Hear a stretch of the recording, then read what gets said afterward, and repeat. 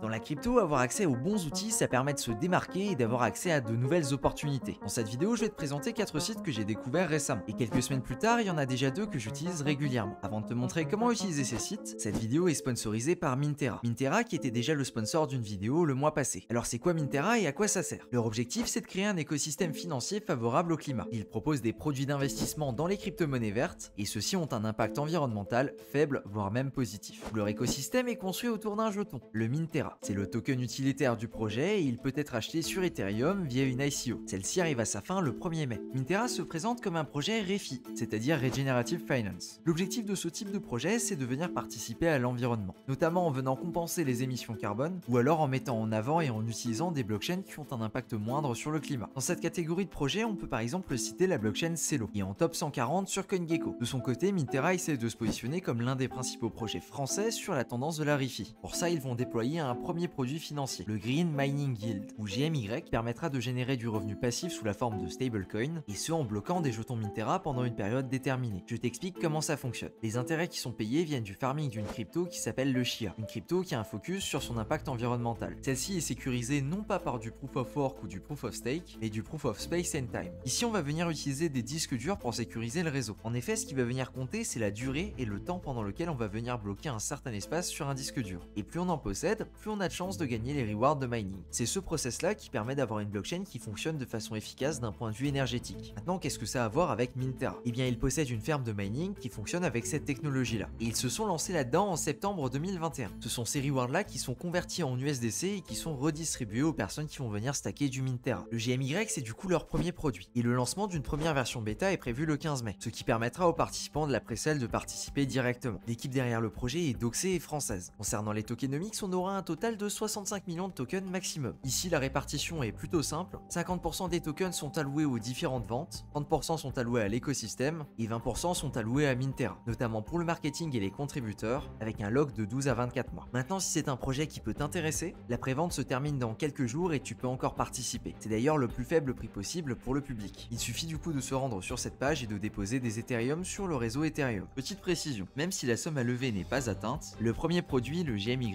lancera bien au courant du mois de mai. Et s'il reste des tokens, ils seront reportés à une autre phase de vente. Attention, il ne s'agit pas d'un conseil en investissement, et comme d'habitude, je t'invite à faire tes propres recherches pour pouvoir te faire ta propre idée du projet. Tu retrouveras tous les liens qui vont bien dans la description. Et sur ce, nous on va attaquer 4 nouveaux outils dans la crypto. Le premier site du jour s'appelle Defined. Et si comme moi t'avais l'habitude d'utiliser DexScreener jusqu'à présent, eh bien tu risques de très vite le remplacer. Gros merci à Sai Nicole sur le Discord pour me l'avoir présenté. Et son intérêt principal, ça va être de venir afficher tous les tokens qui existent. Et ce, même s'ils sont pas listés sur CoinGecko par exemple. Alors par contre, ça veut également dire que tu peux tomber sur des trucs très obscurs qui n'en valent très probablement pas le coup. Cependant, ça permet de mettre des informations très intéressantes dessus. Alors je sais pas, on va venir prendre un token au hasard, on va venir prendre le VVS. Du coup, voilà l'interface. Alors si t'as l'habitude d'utiliser DexScreener, tu seras pas perdu plus que ça parce que ça ressemble quand même pas mal. Ce que j'aime bien, c'est plutôt d'un point de vue design, là où il va être très propre et là où il y a une super bonne intégration de la charte, mais également les graphes qu'on va avoir là à droite qui donnent beaucoup d'informations. Alors dans l'idée, pas mal de ces informations là, on pouvait déjà les avoir sur un DexScreener, mais d'un point de vue affichage et lisibilité de l'information, je trouve que c'est quand même beaucoup plus lisible et beaucoup plus clean sur Defined. Donc ça, c'est au niveau des tokens. Une autre fonctionnalité qui est très pratique, c'est que tu peux directement choisir dans la barre de recherche quelle blockchain tu veux activer ou désactiver. Juste ici, tu as juste besoin de venir sélectionner une blockchain ou une autre, et il va uniquement venir afficher les tokens qui sont disponibles sur cette blockchain. Je trouve que c'est plutôt bien foutu. On va également avoir un système de ranking en fonction des blockchains, même si je sais pas exactement comment il fonctionne. Mais une des plus grosses particularités du site, c'est qu'il s'occupe également des NFT. Et je peux te dire que d'un point de vue affichage et information, c'est de très loin le plus clean que j'ai vu jusqu'à présent sur les NFT. On va donc avoir un historique des ventes sur chaque collection. En plus de ça, on va venir nous donner l'information de sur quelle plateforme les ventes ont été réalisées, par exemple ici sur Blur ou alors par exemple ici sur X2, Y2. On a des petits graphiques juste ici qui vont venir répertorier les informations les plus importantes. Et juste ici, on va avoir une charte avec les différents achats et le moment auquel ils ont eu lieu. Et si tu veux plus d'informations, tu as juste besoin de cliquer sur un point et tu vas avoir toutes les informations qui sont liées à un NFT. Donc vraiment très cool comme site, et si tu remplaces une ou l'autre fois DexScreener, tu vas te rendre compte que tu pourras plus te passer de celui-là. Le deuxième site, même si c'est plus un wallet qu'un site, et ben ça va être Rabby. Rabby, c'est un wallet super pratique qui te donne beaucoup plus d'informations que ce qu'on peut avoir sur un MetaMask. Et pour que ce soit vraiment pertinent, je vais te montrer à peu près à quoi ça ressemble. Donc on va aller sur un DEX, ici par exemple SpookySwap. Donc je vais cliquer sur MetaMask, mais il va automatiquement venir prendre mon Rabby. Tac, donc je suis connecté dessus, et je sais pas, disons je veux faire un swap pour un FTM en bout. Je vais donc venir cliquer sur swapper, et là je vais avoir cette interface. Et comme tu peux le voir, c'est super clean parce que je vais avoir les informations qui m'intéressent. Ici on peut voir que je vais venir dépenser un FTM, et on peut voir que de l'autre côté, je vais venir recevoir 0,3 bouts. Juste en dessous, j'ai les frais de gaz que je vais venir dépenser, du coup 3 cents pour mon swap. Et encore un cran plus bas, il y a les security checks qui me disent qu'il n'y a pas de souci. Je peux donc venir signer et voilà, ma transaction vient de passer. Et ça fonctionne aussi pour les approuves. Par exemple ici, si je veux swapper dans l'autre sens, il va venir me demander d'approuver. Mais encore une fois, ce qui est très pratique, c'est qu'on a toutes les informations en clair, c'est écrit exactement ce qui va se passer. Et j'ai tout de suite ma deuxième transaction qui s'affiche et qui va me dire ce qui va se passer. Je vais venir envoyer 0,3 bouts et en échange, je vais recevoir 0,99 FTM. J'ai juste à signer et voilà, j'ai fait ma transaction dans l'autre sens. Rabbi, c'est donc super pratique parce que ça permet d'afficher directement ce qui va se passer quand tu passes des transactions. Et vu qu'il y a différentes vérifications quand tu passes des transactions, et ben ça permet de directement t'afficher si tu es en train de faire quelque chose de douteux, comme par exemple donner des autorisations à un smart contract. L'autre chose qui est très pratique, c'est que ça va directement venir afficher tous tes tokens juste ici et que non, t'as pas besoin de venir les importer comme sur un MetaMask par exemple. Petite précision, tu as également toute une partie approve et celle-ci permet directement d'afficher tous les approuves que tu as pu donner. Et en plus de ça, si tu veux virer un approve, tu as juste besoin de cliquer sur Revoke. Et voilà à quoi ça ressemblerait. Juste ici, il me dit que ça va enlever mon approve pour le wrapped Ethereum sur SushiSwap et il me dit également que je suis fauché sur Polygon et que j'ai pas un rond donc je pourrais pas la faire passer. Tu l'auras compris, c'est un wallet qui fonctionne plutôt bien et surtout qui est très facile d'utilisation. Ce qui est également très sympathique, c'est que tu peux directement venir appairer un ledger ou un trésor par exemple. Et si tu te poses des questions d'un point de vue sécurité, le code de Rabbi est 100% open source et est disponible sur ce GitHub. Pendant qu'on parle de Rabbi et qu'on est sur ce compte, j'en profite pour dire que la série de 100 à 1000 est en pause en ce moment. Pour le coup, ça doit faire environ 2 mois que j'ai pas touché au wallet.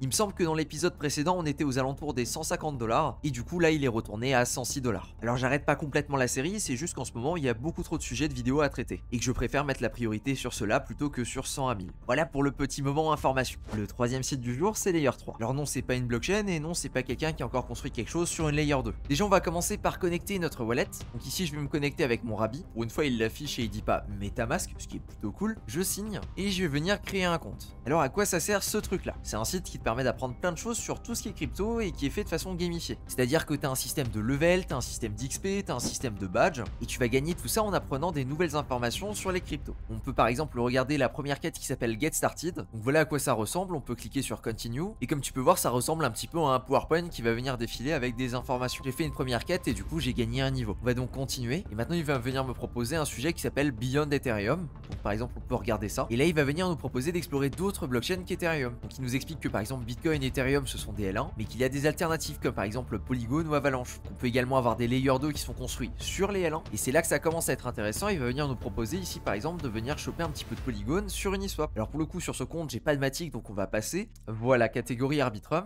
Et là par exemple il va nous proposer de bridger sur Arbitrum et il va venir nous rediriger vers Bungie et Bungie permet justement de venir faire ça. Et comme ça il y a énormément de quêtes différentes et ça peut permettre à quelqu'un qui débarque dans la crypto de trouver quoi faire. Par exemple tu veux plus d'informations sur les NFT, et ben t'as juste à venir cliquer sur NFTs for Beginners et on va avoir un guide sur ce que sont les NFT. On va nous dire qu'il faut acheter du wrapped Ethereum sur Polygon et on va nous dire qu'on va pouvoir en acheter ensuite sur OpenSea Polygon. Donc vraiment c'est super bien foutu, c'est gamifié, ça permet à quelqu'un de débarquer et d'avoir beaucoup d'informations d'un coup. En plus de ça, les informations sont traquées, il y a un petit leaderboard qui va bien, donc c'est pas non plus exclu qu'un jour ce soit utilisé pour venir récompenser certains utilisateurs. Et comme pour les autres sites, je te mets ça en description si ça t'intéresse. Et on peut passer au quatrième site du jour qui lui est un petit peu particulier disons. Je pense que tu le sais, il y a des gens qui sont capables de parier sur à peu près tout, que ce soit les prochains taux de la Fed, une date d'airdrop ou un résultat sportif. Eh bien ce site qui s'appelle Polymarket te permet également de participer. Et tu peux venir parier sur à peu près tout et n'importe quoi. Que ce soit le prix d'un token à un jour donné, par exemple est-ce que Arbitrum va passer au-dessus d'1,50 $ aujourd'hui, sur la performance de certains NFT, sur la fin de Binance US, sur le DPEG du Tether, sur les paramètres de ChatGPT, sur un potentiel futur airdrop de MetaMask, bref sur tout et n'importe quoi. Dans un premier temps il faut sélectionner un pari. Donc par exemple ici est-ce que MetaMask va faire un airdrop avant le 1er juin. On arrive sur cette page et ici tu vas pouvoir acheter soit pour oui, soit pour non. Comme tu peux voir le sentiment est plutôt du côté du non. Donc admettons que je pense que ce soit non. Je vais donc acheter du non ici pour 99 centimes et s'il s'avère que j'avais raison à la date butoir, eh bien je vais pouvoir revendre tous les noms que j'ai achetés pour 1 $.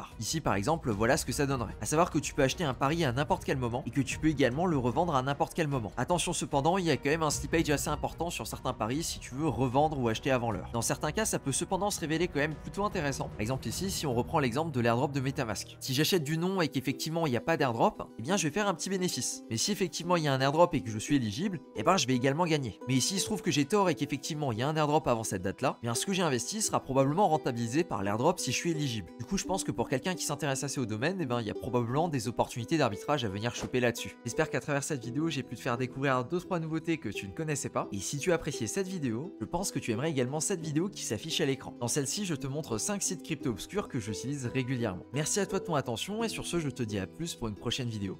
Ciao.